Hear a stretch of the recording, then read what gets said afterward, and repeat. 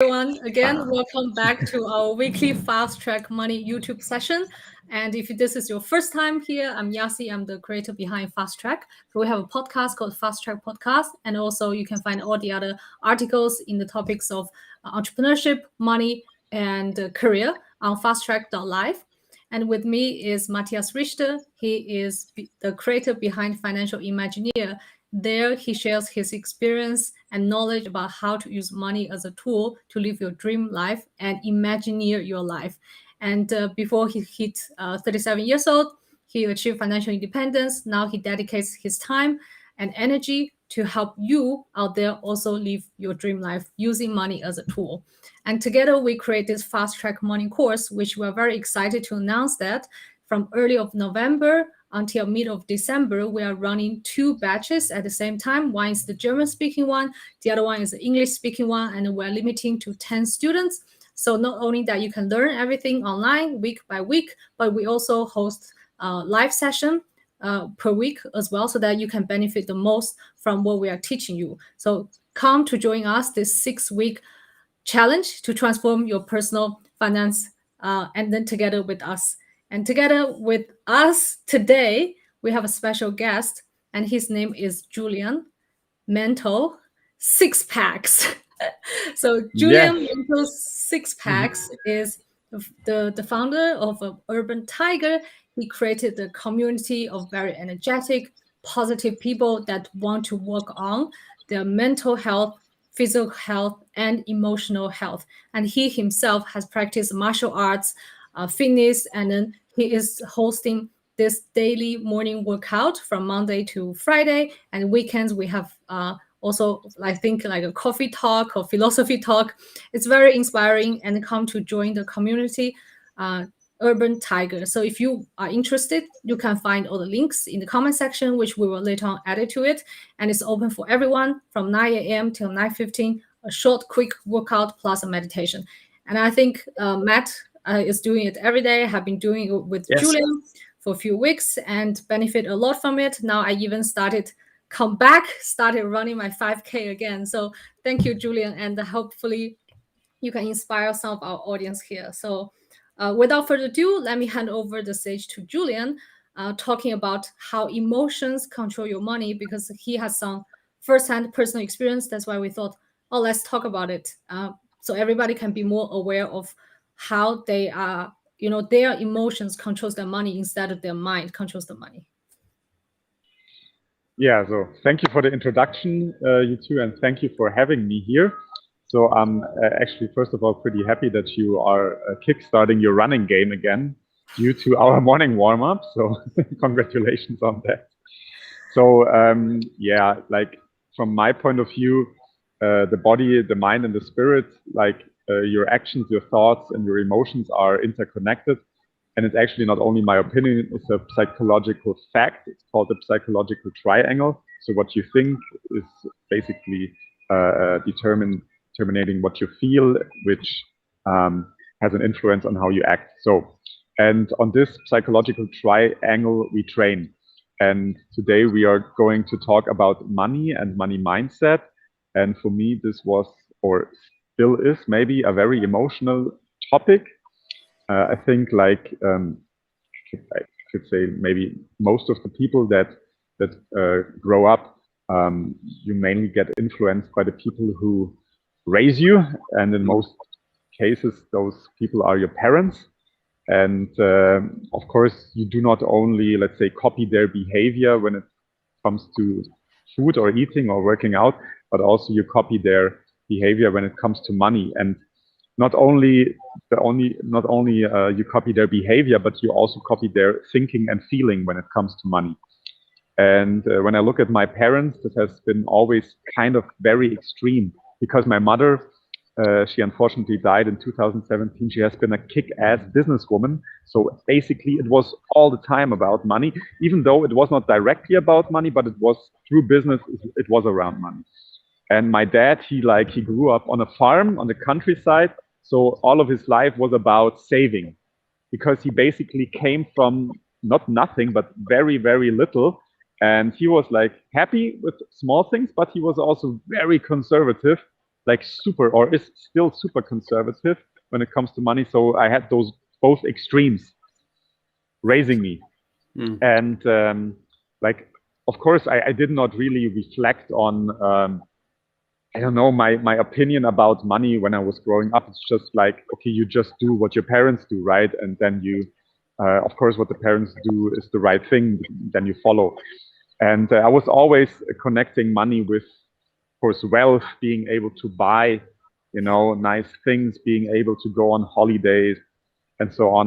And without having like actively noticed that, but my mother, she was really like always super motivated and super excited when it came to business.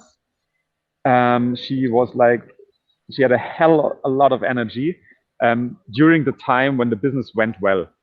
And then, like, let's say after around the year 2000, my dad and my mother, they were retailers, basically retailers, and they had some shops in Munich, and it was going pretty well in the 80s and 90s. But then the market changed. It was not basically their fault. It just was the market, and like retailers, they really dropped in sales. Online marketplaces were on the rise. Also, products from low production cost countries were streaming in, like for example China, Pakistan, India, and so on. So people, they were like dropping their, let's say, yeah, they were not buying that much in local stores anymore. So anyway, that hit them hard, and I really felt this a struggle on especially on my mother. My dad was kind of relaxed. He said he was like more detached from that whole situation. He didn't take that personally, but my mother took it very, very personally. So in her mind, like she was like failing. Not the business was failing, but she was failing as a person.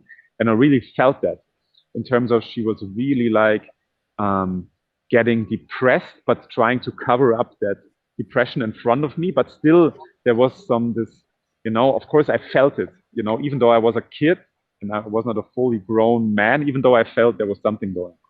And there were small, let's say, incidents in the past. Like, for example, there was this, do you remember? Of course you remember that financial crash of the .com bubble. Yeah. So you remember, Matt, right? Of course. You remember. First-hand experience, right? I think everybody remembered who was like investing money in stocks at that time. And my mother did as well as my dad. And I remember like there were small like images in my mind that I can remember, and one of them is like being on her being on a telephone talking to I think maybe her account manager from the local bank, and she was really like, I don't know, she was really like. That's right. Möchtest du mitreden? Über was? Über Geld. It's about money. Yeah. About money. Yeah. Money works for you. So.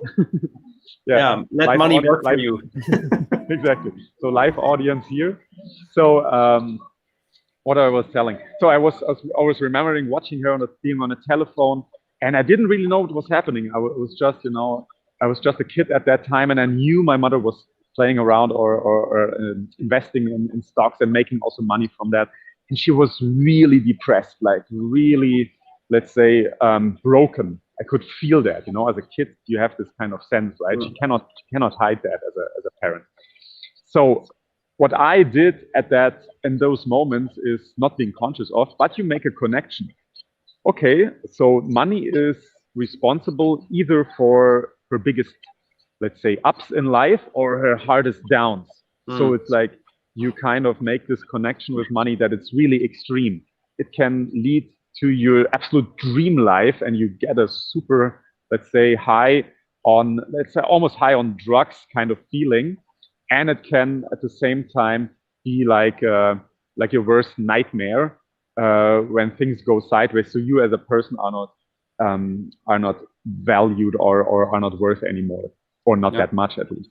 So, and this happened over years, because of course I was raised by her and I had a great childhood in that sense, but I was like copying that kind of mindset and feeling set.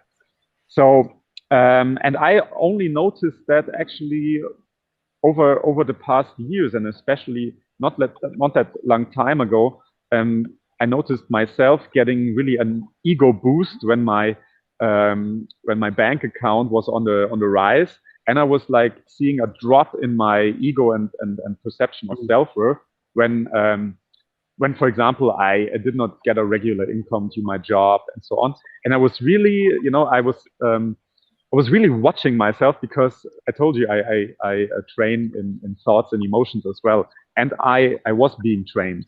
So, and one just particular exercise is just, it's called the watcher, and you just watch yourself. You do not judge, you just watch.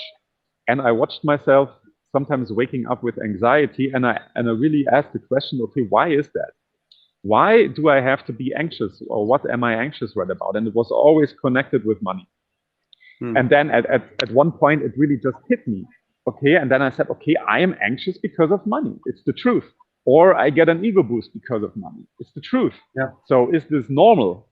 Okay, other people seem to be, I don't know, fine. I have a friend, he has been, I don't know, on, let's say, welfare for a couple of years, and he did not care at all. He was like, yeah, I'm trying that poker game now. So, and he was like super fine with everything. And I always wondered, okay, how does he do that? Like, and this is actually how I found out. And yeah, that's in short how I found out how my emotions were connected to money.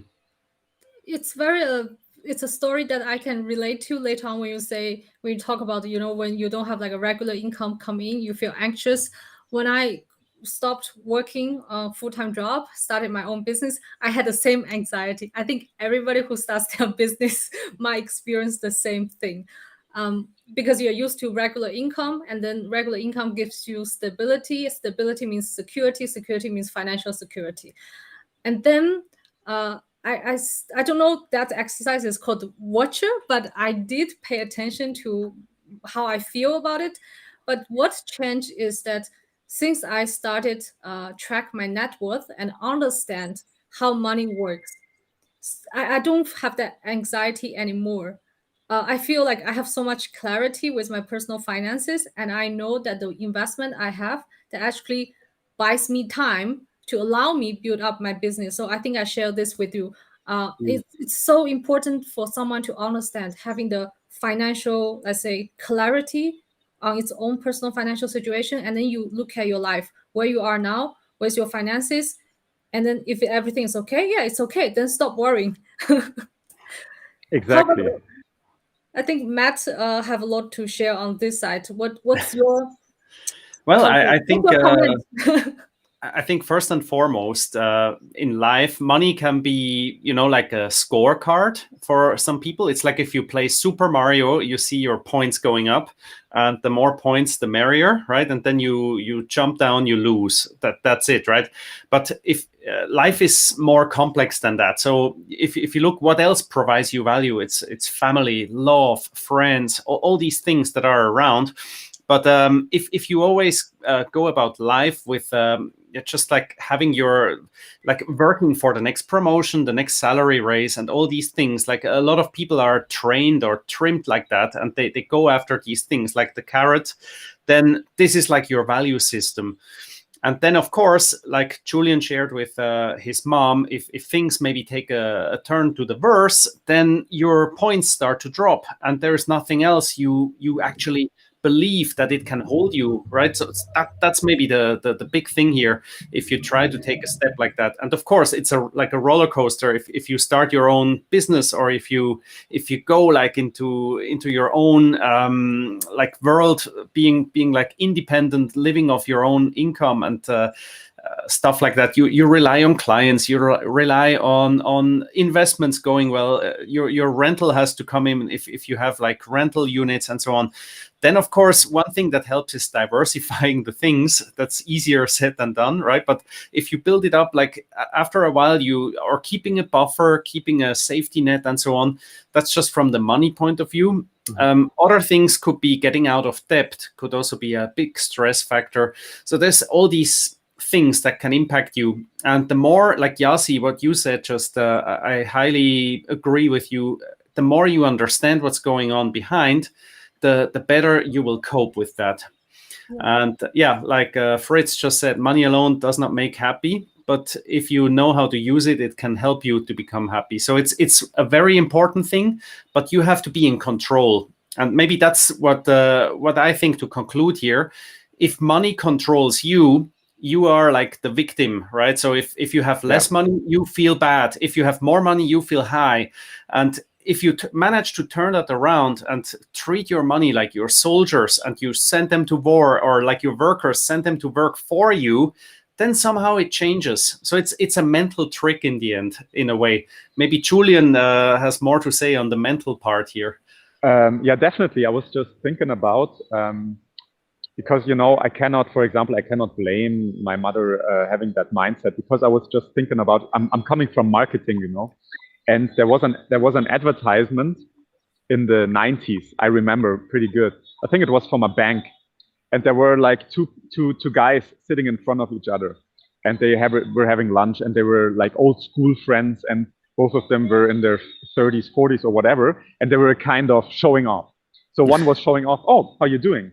Oh, I'm doing great. So blah, blah. Here, my house, my car, and my yacht. And then the other one was like, nice. My house, my car, my yacht, my blah, blah, blah, my blah, blah, blah. And he was putting on more cards, which basically meant I'm richer than you. So, and this pretty much describes the whole mindset that has been created about money, because like advertising works.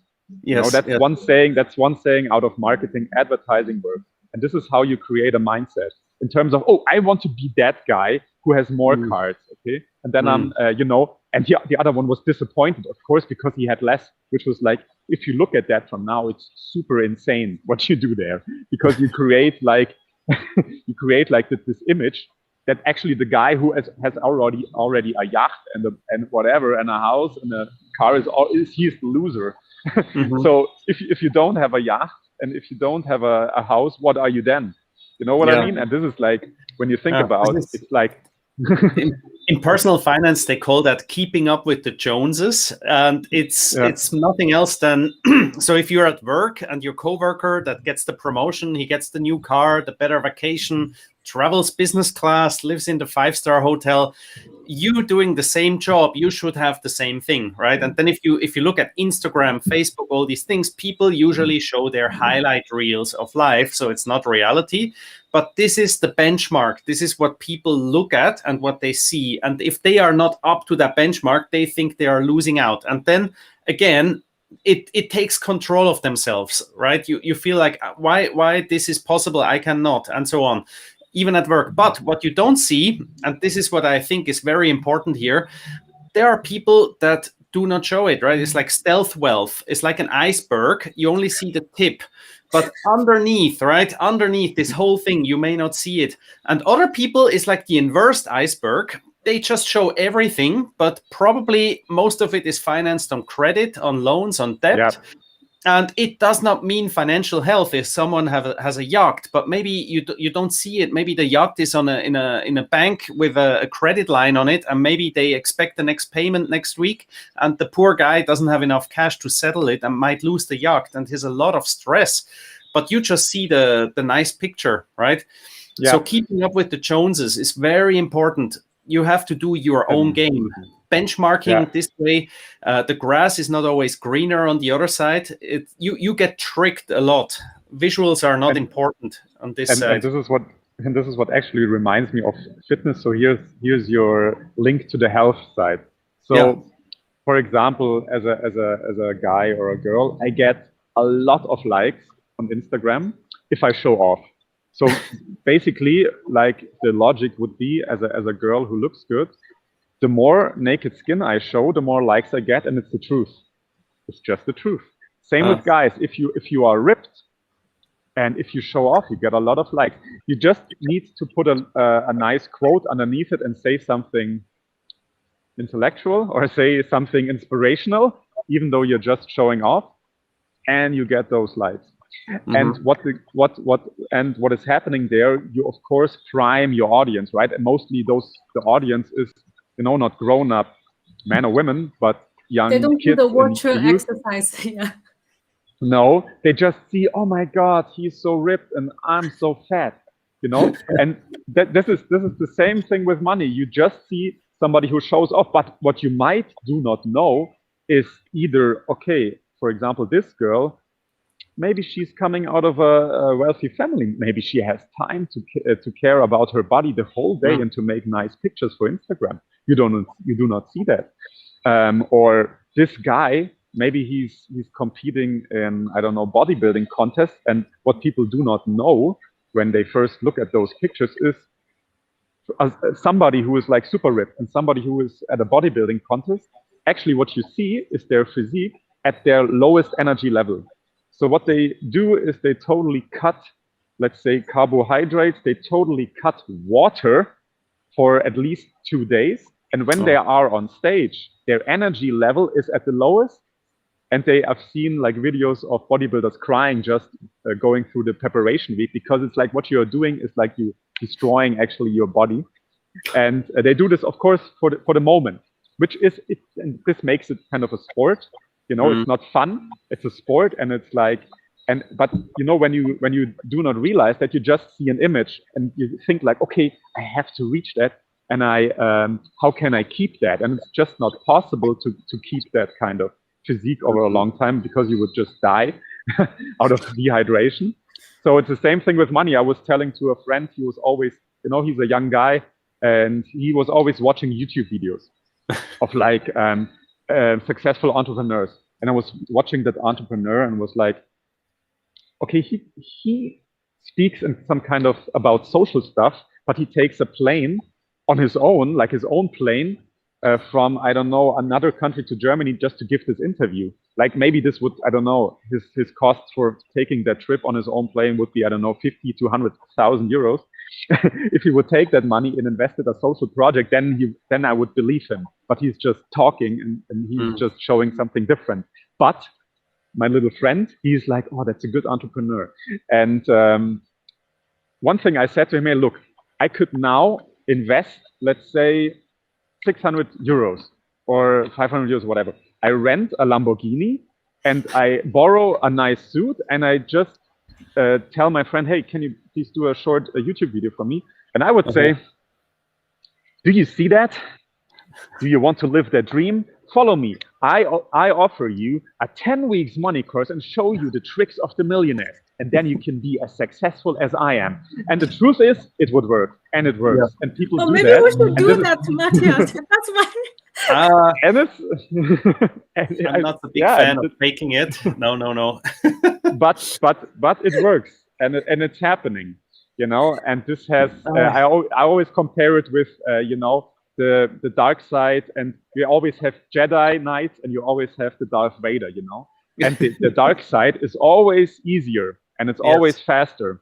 Yeah, but you get really ugly during the way, like the Dark Lord, and the Jedi way is always the hard one, because you do not really show off, right? You do not really show off, but in the end you will become more happy. And this is like, it's the same with money. It's the same with fitness. Yeah, that's how I see it. social influence, and then when they are not aware, like when someone is not aware of how your emotions that are triggered by image, by comparison, that then it controls your behaviors with money. So that is the dangerous area, the danger zone, that when people are not aware. And to add on that, I have a story to share. Like recently, last year we did a lot of camping, and this year we also did a little bit camping. And I realized that also from a long time ago, I really, really love camping. I really love camping. And the cost of having camping trip is so much lower than if you stay in a 5-star hotel. Oh, yeah. But ironically, in the past many years, when I travel with my husband, or when we travel, we tend to just stay in really nice hotels, right? Like the one hotel would cost a lot just for one night.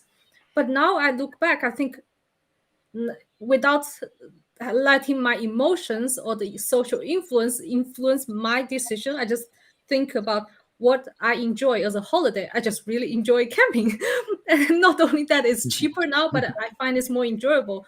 So what conclusion, like the thing that I want to draw from the story is that, like, if you're watching this, think about what do you do that makes you feel happy, really, for you? Because not everybody wants the same thing. Maybe all your friends have like this yacht or private jet or go on like cruise, private trip, but maybe you don't enjoy that. Each person wants different things. And then once you identify what makes you happy, that you enjoy doing it, the actual cost can be so much lower than when you try to compare whatever you see in your social circle or online. And I think that's a point I want to make here about emotions. Beautiful point. Yeah, I think money. You have to do you. We are all born originals, but many of us die as copies. Nice quote. Right? That's a so it's like, brilliant sentence. Nice yeah, quote. because if you try to be someone that you're not, you try to be someone else, well, will you be happy? I would say chances are very high chance that you will not be happy because you try to imitate or live up to someone else's standards. So you have to do you. And another thing really connected to that, and also into money and everything else you do, is in a way that you have to do things different than other people to get different results. If you do what everyone does, you will get what everyone gets, right? So if you're at work and you do all these things that all the others do, you will be, don't take it negative, but it will be average, right? It will be what others do. And if you want to do something different, you have to figure out where you have a competitive advantage to do stuff very different and then follow that, because this will be your path, and make sure that you not die as a copy in the end, right? And then you have to have the strength, the emotional strength, and confidence maybe comes from decoupling yourself from other people's standards, benchmarks, and so forth. And once you compare yourself, the benchmark probably is you should look back and say, where was I last year, 2 years ago, 5 years ago? And then take this as your benchmark and look forward. Where can I be in 1 year, 2 years, 5 years, 10 years? And then follow that path, not walk someone else's life, right? Yeah, to talk about the benchmark, coming back to the money benchmark, one of the good, we call it like a campus, right, Matthias, to measure where you are financially is using net worth. So net worth, you see where you are last year, and then a month later, then you see where you are, how your wealth growth. But you always compare to your own self. You don't compare with, your neighbors, your friends' net worth. So I think tracking your net worth is a very effective way to have more clarity with your personal financial situation, and also feel more at peace with where you come from, where you were, where you are today, and where you want to be, and take actions to get where you want to be. So if you want to track net worth, go to fasttrack.life on the sidebar, download free net worth tracker, also on financialimagineer.com. We put the net worth tracker for free out there. Everybody can download. So that's a good starting point. So compare to yourself. Yeah. Because usually people, what do they compare themselves with? It's salary. And salary is just, how much you get every month. And if you just look at that, will you get wealthy if you just look at salary? I mean, some people ask how much is rich, and then even in newspapers, people say, oh, from 5,000 euro per month or from 10,000 US dollar per month, you are rich. But I would say, no, you are not rich. This is just how much you make. But if you want to get rich, the question is, how much of this do you keep, and how much of this will you put to work for you? And people who make a lot of money not necessarily become rich because they're like just spending it again. Yeah. So it's like energy just released back into the void. And I think that's also something for like health, right, Julian, like for fitness and so on. If you eat and what is your diet and how many workouts you do, I think there's so many similarities of building your dream body and building your financial dream. Definitely. So you actually you need to cut weight, or let's say you need to I would not say go on a diet, because a diet seems like a temporary thing. It's a lifestyle, right? And maybe one comparison that was just coming to my mind is when it comes to saving money and getting rich, not only on paper, but living a fulfilled life. The biggest drug when it comes to money is consumption, because like this, and it's like when it comes to fitness, 70 to 80% or to 90% of your fitness are actually determined not by working out, but your diet, the nutrition you take in. So. And there comes the parallel. when you want to save money, you want to spend less on consumption good, right? Mm-hmm. Right. But here's a nice little challenge for next week, maybe for the audience. So, do you use consumption as a drug? And how do I mean that? Because when you, for example, intake a nice piece of cake, or you, I don't know, drink alcohol, drink beer, you take drugs, you have sex, you consume something that you may not need, but you do it, dopamine is kicked out, okay, and you just feel good.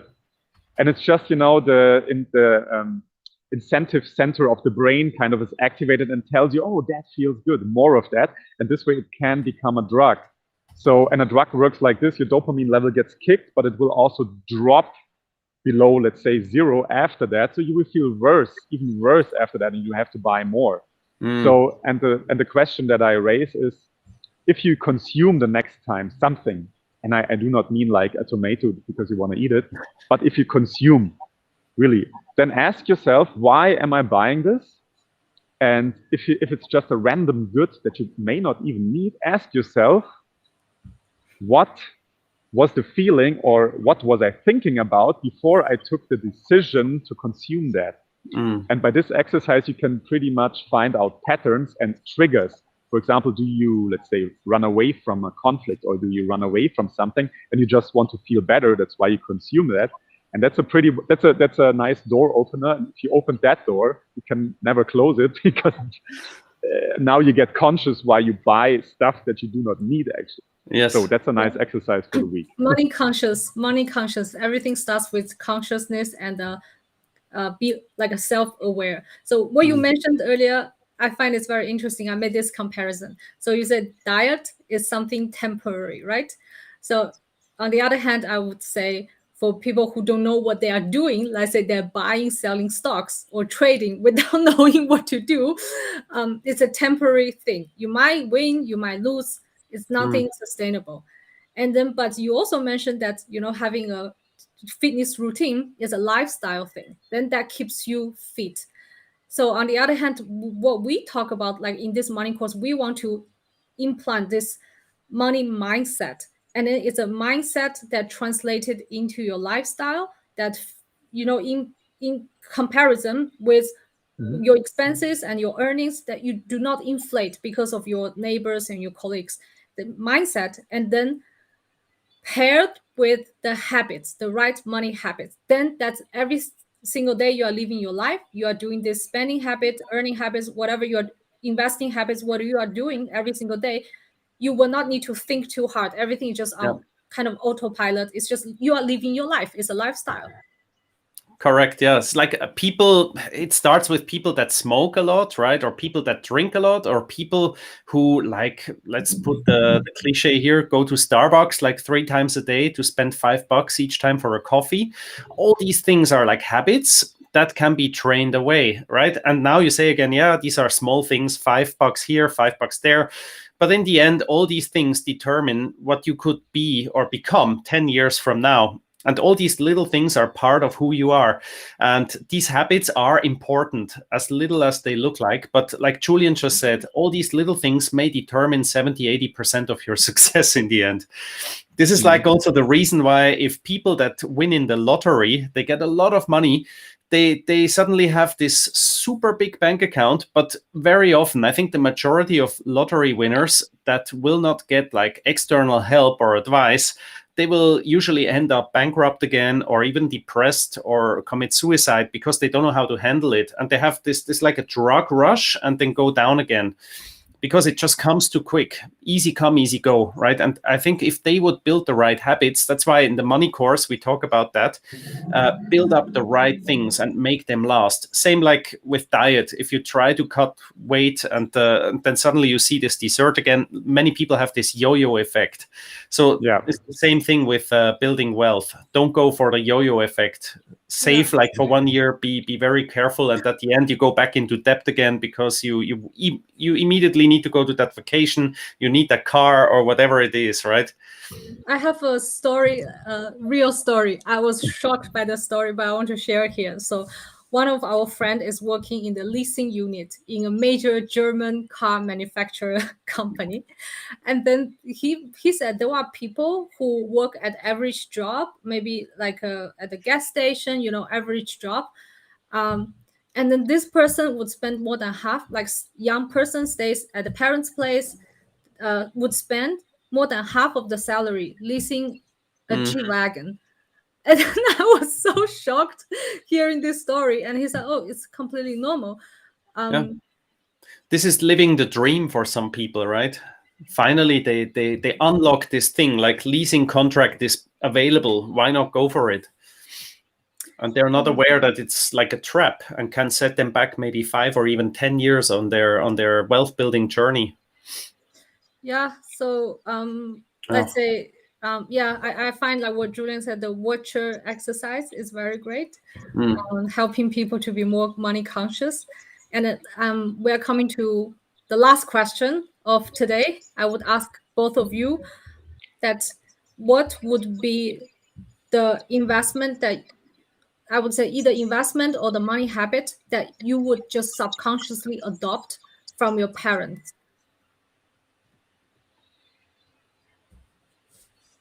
Oh, that's a good question. I need to think about that. The money habit that I subconsciously adopt.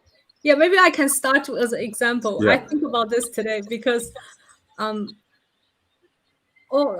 of the Chinese people, they are very interested in investing in one type of assets. Can you guess what is it? Real estate. Yes. Exactly. So I talked to some friends recently, and as well, like personally, we really all looking into real estate, and all the young generation in China, they just want to save, and buy their own real estate, buy their own home. That is something I think carried, like passed on from the parents to children without too much explanation why. Maybe the sense of security. So can you share what kind of investment or money habits or mindset that you have adopted from your parents? I think for me, if I go first, buy quality and sometimes just hold through the bad times. Buy things not because you believe it goes up tomorrow. Buy things that you want to hold in 10 years from now. Have this long-term mindset. I think this is one of the most important things. That's a very healthy thing. I was just thinking, but no, but seriously, I think the interesting part with me is that I did not really learn a healthy relationship, because like my dad, who is actually the one who was pretty, let's say, solid, and he's really like only investing in let's say blue chips or very secure kind of funds and stocks and so on, and very safe kind of oriented. I think he did not have a lot of influence on that. The only thing, okay, the one healthy thing when it comes to money is like my parents, they made me earn it.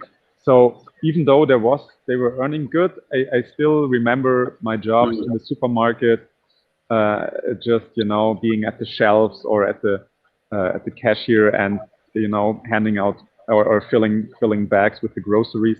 So they really made me do that, and that's a very good thing. They taught me about money. So I was just not being stuffed with stuff, even though my mother treated me well when it came to gifts, even though that, but still they made sure that I'm always about earning money.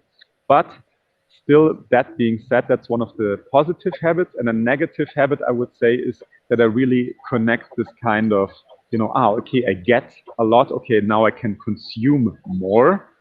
This kind of negative habit from my mother, which she unconsciously, of course, did, because for her it was a drug, unfortunately.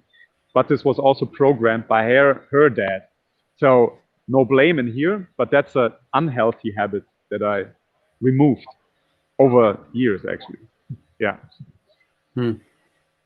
Maybe one more thing on my side. What I just thought about is I think one very great gift I believe I got on my way is the ability or the opportunity to make mistakes early and with small amounts. There's a lot of parents around there who try to prevent mistakes from happening in the first place and always have their hands all over, right? It's like helicopter parenting. And this could go very, very wrong if it's been done at some places like where it's actually the time for the kids to learn their lessons. So I think hands off in some cases, let some things happen. And because these lessons are much more sticky than just hearing warnings of other people to tell you not to do this and that.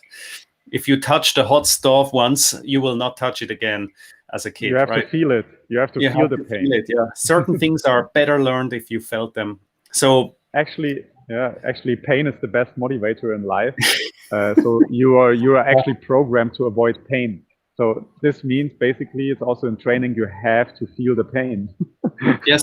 Yeah, I think if you're a parent and if you're watching that, set up like some little things, like just an example, we have this Baba Bank thing. I keep this short. So my kids, they can give me money and I give them a weekly interest on it.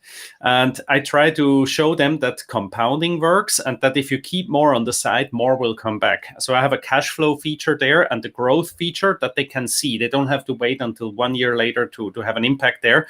But I also reversed it. So once my son, he wanted to have a toy and I extended a loan to him. And then, of course, he went negative. He went below zero and he suddenly had to give interest to me. And that hurt him. And he has a sister and the sister still had a credit there and got interest from me. And I kind of just give his money to the sister and he felt very unfair. And I said, no, that's not unfair. You had a consumption before and this, I'm the bank. I'm just the bank. I don't do it because I like to do it. This is what you chose to do, right? And ever since he feels debt is not so good, right? So this is like these little things you can teach them with kids, with little kids. And these lessons will last. I really like I really like your stories, your education with your children, and we also share the McDonald's story here. And I would just say, like, for the audience, if you're a young couple, it might be a very great opportunity for you guys to learn the money skills yourself. You understand how it works, and you can also use that to teach your children so that they learned at a younger age. Imagine someone started saving, earning, saving, investing from 20 years old. Versus someone starting at 50 years old. It's a huge, huge difference.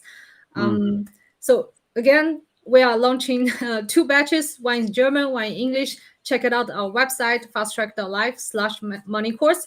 And unfortunately, we don't show off helicopter. We don't show off Lamborghini. We cannot attract this attention from people. Think that, we are like super successful, super wealthy. But for those students who have actually taken the course from us, everybody have said that they wish they have known it earlier, and they are still waiting us to develop the investment course, which is the second one. So if you are in doubt, check out the website, read their testimonials. If you're still unsure, book a call with us. We will explain to you what you will learn. And at the end of the day, if you don't learn anything, you think it doesn't help you, ask for the money back. It's no problem. So so what we want to do is to help individuals to develop the money skill, money consciousness and money skill, and so that everybody can live way better life using money as a tool. Imagine your life financially. Correct. And also, if you guys are free every morning at 9 a.m. Central European time, Julian here is giving awesome workouts on Telegram. Yeah, Julian, maybe you show some moves. Julian knows like martial arts. Bam, bam, bam. Julian, you need to show exactly. You will. So we have more eyeballs in this. Yes. Show some moves. Exactly. So you will definitely learn some basic boxing and boom, kicking and body weight exercises. So yeah, feel free to join. But it's about also mental training, so you learn how to switch off your mind when in need and to set yourself up for a successful day. Yes. I joined Julian, I think now 6 weeks ago, 5 or 6 weeks, I believe. And every time at 9 sharp, I try to be there. There are like 2 times I missed it so far. And if after that, you just feel happier, more energized, and more ready for the day. Yes. Oh, Giovanna is asking, where can we find the link for Telegram? We will put it in the comments. If you see this in a replay on one of the other platforms, don't be shy, reach out. We can send you the invite for the Telegram group. All right, Of then course. let's come to the close of today's session. I think it's a very fruitful discussion. We all shared our personal experiences. Maybe some of you in the audience there, you can relate to our personal stories as well. Again, we are here to help you understand how to manage your money and use money as a tool. And if you want to train physically, emotionally, mentally, train with Urban Tiger. If you want to train money mindset, money habits, and money skill, train with Fast Track Money with Financial Imagineer. So we're all here to help. And thank you so much for watching. And please give this video a like, share it with your friends if you find it's useful, and then subscribe to this channel. And we'll have more contents coming up. Yeah, financial health matters. Thanks for having me. Okay, bye-bye. Health is wealth and wealth is health. Yes. Yes. Bam. Bam.